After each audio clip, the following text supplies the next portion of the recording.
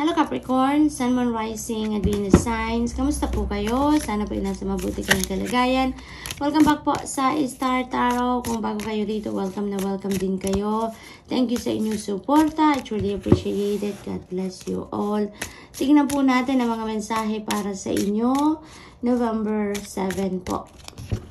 Capricorn, we have Tankard and celebration, fun and enjoyment. So, take advantage of this, Capricorn, na mag-have fun kayo, mag-enjoy kayo, no? Kasi maaaring may something dito na isi-celebrate kayo. So, that should be something na talagang entitled kayo, kaya nandito ang energy na yan. Or maaari din naman na yung celebration na to is okasyon or something na isi-celebrate din ng mga kaibigan ninyo or ng ibang tao, no? So maaaring ganoon and maiimbitahan kayo. So enjoy nyo na lang yan. Have fun, no? Wow, Capricorn, merong isang barko ng kaperahan ang maaaring dumating sa inyo around this time, no? So there is money or property na parating sa inyo through an inheritance or maaring panalo yan, ano, or maybe something na talagang biglang dadating sa inyo dito, Capricorn, no? This is something na hindi ninyo pinaghirapan ito. This is something na regalo ito sa inyo ng Divine Universe, no? So, that could be, maaaring manggagaling yan sa iba't ibang parte, no? Maaaring sabay-sabayan or maaaring may parating sa inyong pera na iba't iba ang pinanggagalingan. Maaring merong kayong panalong marireceive, merong at the same time maaring merong pamana sa inyo, merong bonus sa inyo, ang something na hindi ninyo pinagtrabahuan, pero alam mo yun, yung parang group effort ito, parang ganun eh. Tapos parang madadamay lang kayo, mabibigyan din kayo, no? Parang ganun ang na-pick up ko dito also. And this could be something na may magre-regalo sa inyo ng pera. Maaring ganun. No? So good luck, Capricorn.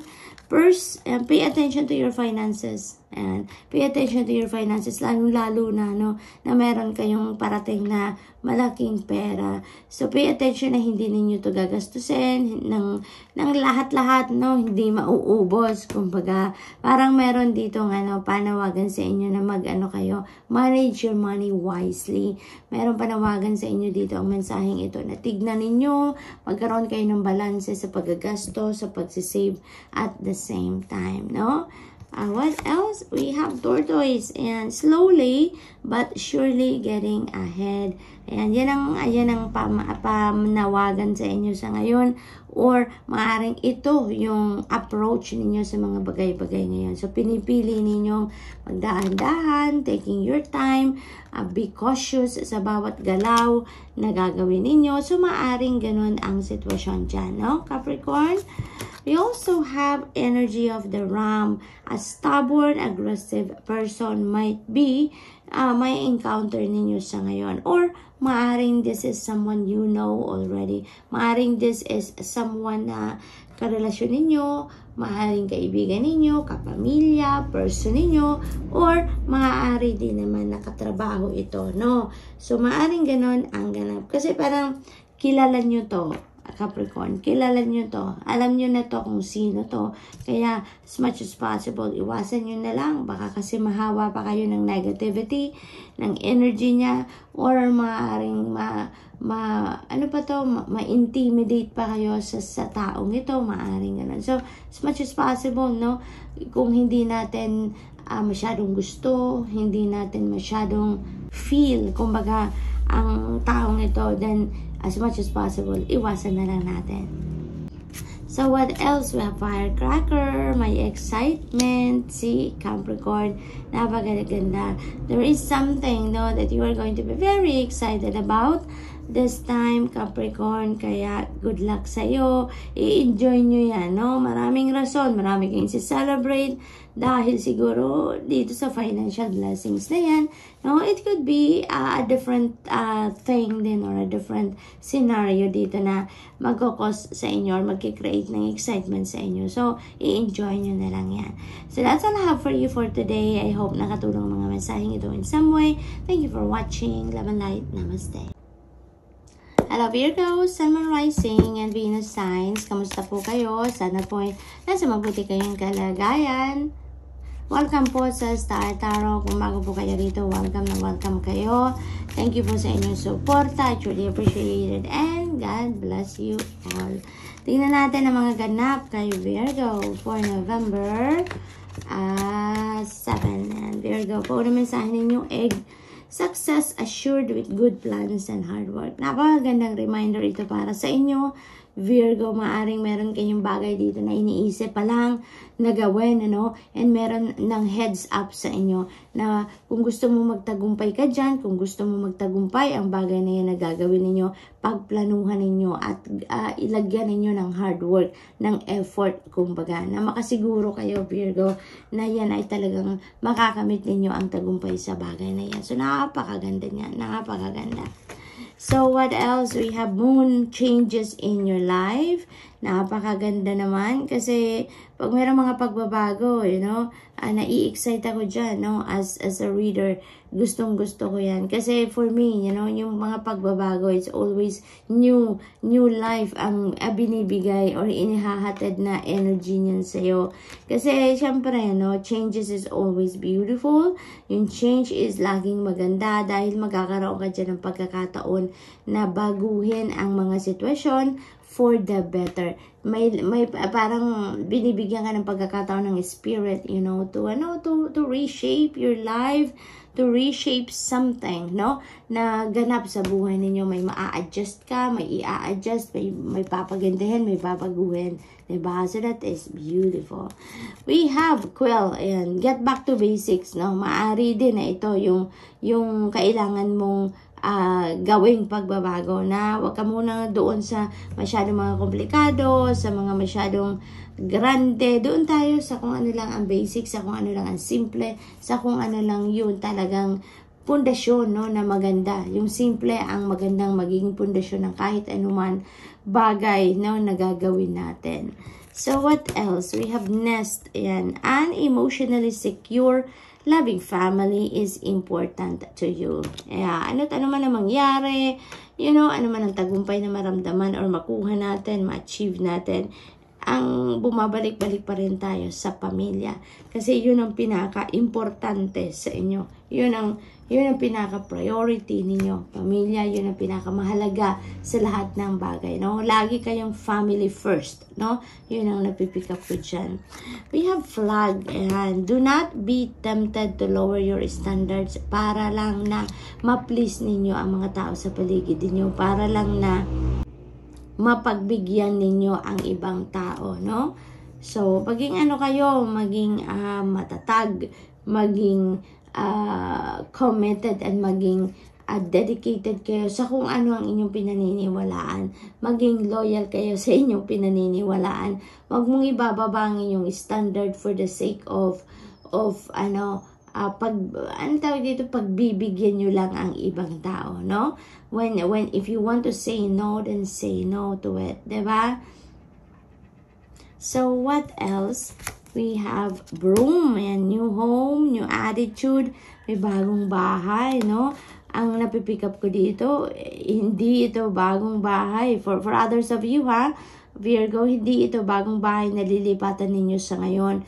Feeling ko dito, parang ito yung isa sa mga dream ninyo, isa ito sa mga balak ninyo na you want to work on it talaga, no? Na magkaroon kayo ng bagong bahay, no? For others of you, yes, maybe this is something new na maaring lilipatan na ninyo. Mayroong bagong titirhan ang iba sa inyo dito, Virgo. Maari din naman na mayroong kayong bagong ugali, bagong behavior, yung bagong traits ninyo, no? Na maaaring yon ang gagawin ninyong pagbabago, no? Maaaring yon ang sisimulan ninyong baguhin din sa sarili ninyo. So, good luck, Virgo. That's all I have for you for today. I hope nakatulong ang mga mensaheng ito in some way. Thank you for watching. Love and light. Namaste. Hello Taurus, Sun, Moon, Rising, and Venus signs. Kamusta kayo? Sana po nasa mabuti kayong kalagayan. Welcome back po sa Star Tarot. Kung bago kayo rito, welcome din kayo. Thank you po sa inyong suporta. I truly appreciate it and God bless you all. Tingnan natin ang mga messages ninyo. We have the final period of frustration, lessons to be learned.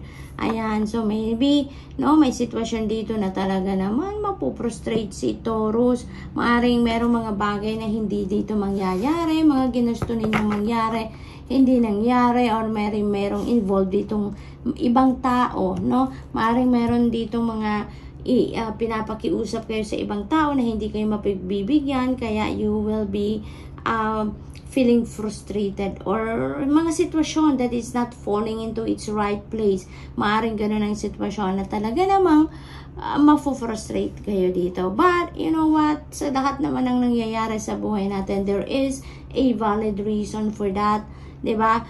At meron yan, no? Maaring yung mga pangyayaring ito, there is something that you need to learn from that, no? Na lesson na kailangan ninyong matutunan sa ngayon, nang sa gayon, magagamit ninyo yan in the future. Maaring ganon.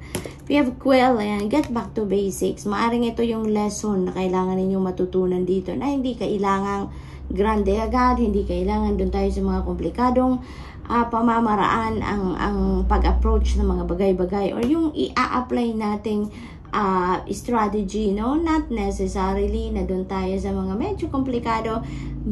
Maaring ito yung dapat ninyong malaman or ma-realize, no? Na doon lang tayo sa kung ano ang basic, di ba? We have Seahorse, family matters. Ayan, so pamilya, no? Pamilya talaga ang maaaring pagkakaabalahan ninyo. Family matters ang pagkakaabalahan ng iba sa inyo dito. Maaari din naman na ito yung sitwasyon na maghahatid sa inyo ng frustration, kasi siguro may inaasikaso kayo sa ganap sa pamilya ninyo, pero parang wala kong cooperation na nakikita kayo, or hindi nagko-cooperate ang mga tao sa paligid ninyo, no? Kaya mapoprostrate kayo siguro about those people na siguro kayo lang ang punong abala at hindi kayo nakakakuha ng support or tulong man lang sa mga kapamilya ninyo. We have the Ram, and stubborn, aggressive person, no? Maaari din na siya to yung mapuprostrate kayo sa taong ito, no? Kasi instead na maging supportive sa'yo, instead na tulungan ka, instead na suportahan ka sa kung ano man ang inyong inaasikaso, pang pamilya, nako, maaaring nagmamayabang pa, siguro, maaaring nagsutil talaga, you know, nagsusutil, kumukontra siguro to sa'yo, kaya mapoprostrate ka din sa taong ito. So, maaaring ganun ang sitwasyon. Yan ang maganda, Taurus. There are opportunities na naghihintay sa'yo. This is exciting, you know, kasi hindi mo pa to alam. No, hindi mo pa alam kung anong klaseng opportunity ito dahil nakasara pa ang pinto. So, it's for you to find out. No? It's for you to find out these opportunities. So, it is extremely important for you to open your eyes, open your ears, no? Open yourself dito sa mga oportunidad na to na maaaring kumakatok na sa buhay ninyo, no?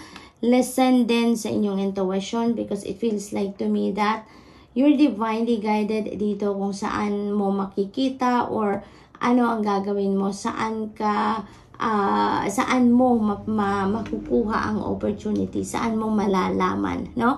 So it is important for you to listen to your intuition dito. And also, you know, maaaring sa mga pakikipag-usap mo sa ibang tao, sa mga samahan ninyo with other people, maaaring may ma-mention sila na bagay, and maaring that is your opportunity, diba? Kaya pay attention to your conversations as well, no?